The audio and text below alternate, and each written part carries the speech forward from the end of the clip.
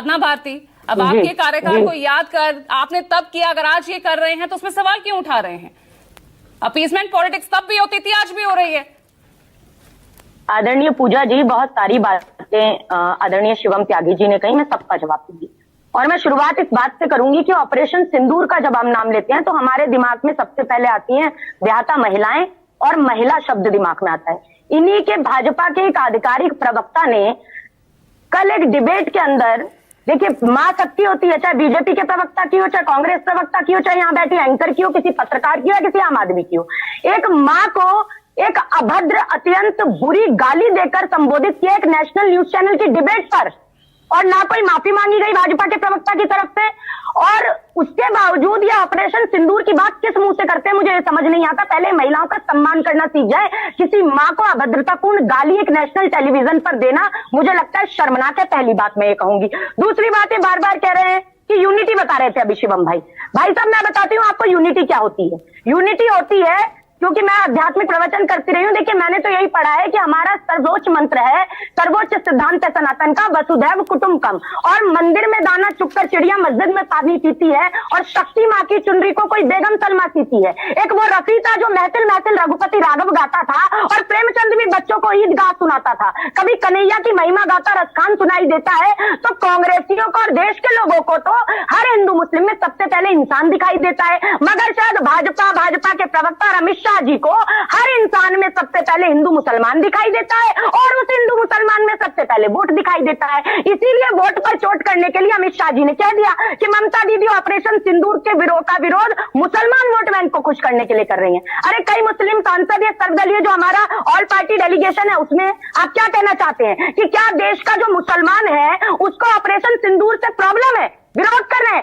अरे ये भाजपाई जिन लोगों ने, जिनके पूर्वजों ने जब अंग्रेजों भारत छोड़ो आंदोलन की खिलाफत की और मुस्लिम लीग के साथ बैठकर सरकारें चलाई, ये हमें देशभक्ति पर ज्ञान बांटना बंद कर दे, सबसे पहली बात। दूसरी बात मैं ये कहना चाहूंगी, ऑपरेशन सिंदूर की बात करते हैं। अरे ऑपरेशन सिंदूर को सफल मानते हैं हम क्या चाहे ऑपरेशन सिंदूर हम सरकार के साथ करें देश के लिए, इसलिए हम देश के बाहर जब गए ऑल पार्टी डेलीगेशन में सब है। लेकिन मुझे बताइए ऑपरेशन सिंदूर का मुख्य उद्देश्य क्या था? क्या वो 4 पाकिस्तानी आतंकी जिन्होंने हमला किया पहलगाम में, वो सुपुर्दे खाक हुए क्या? जवाब है नहीं। आपने ट्रेड और ट्रंप के दबाव में सीज फायर क्यों किया?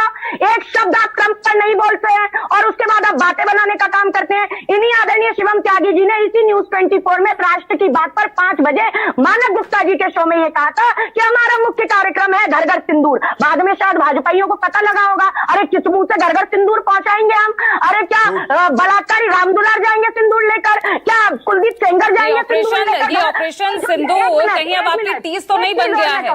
पहले ही पश्चिम बंगाल की सियासत से तो आप लगभग गायब ही है।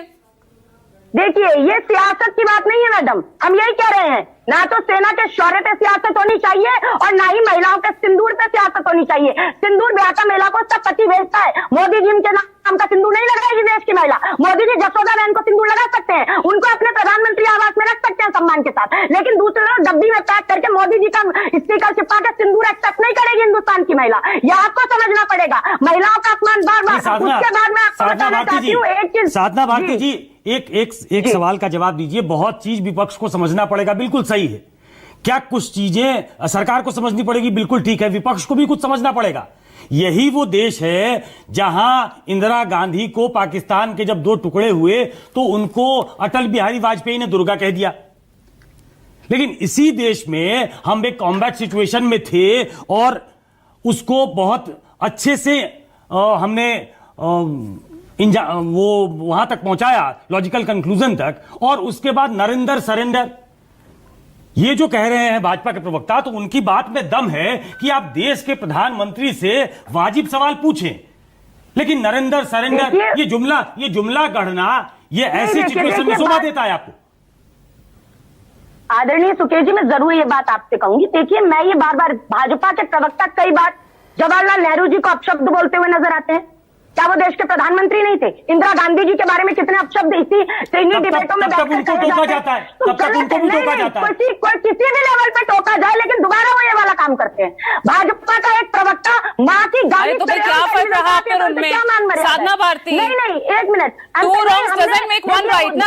ये तो नहीं, ये तो आप क्या जस्टिफाई कर रही हैं अपने आप ये को? समझिए, नहीं, देखिए मैं आपको समझा देती हूँ। हम बार बार ये बात क्यों कह रहे हैं, इसीलिए कहते हैं सरेंडर की बात। एक तरफ ये ऑपरेशन सिंदूर बना चलाते हैं और कहते हैं जी हम सेना के शौर्य की बात कर रहे हैं, और दूसरी तरफ इन्हीं के जो है विजय शाह कहते हैं कर्नल सोफिया कुरैशी को आतंकी की बहन बताते हैं। जगदीश देवड़ा कहते हैं जी सेनाएं नतमस्तक है।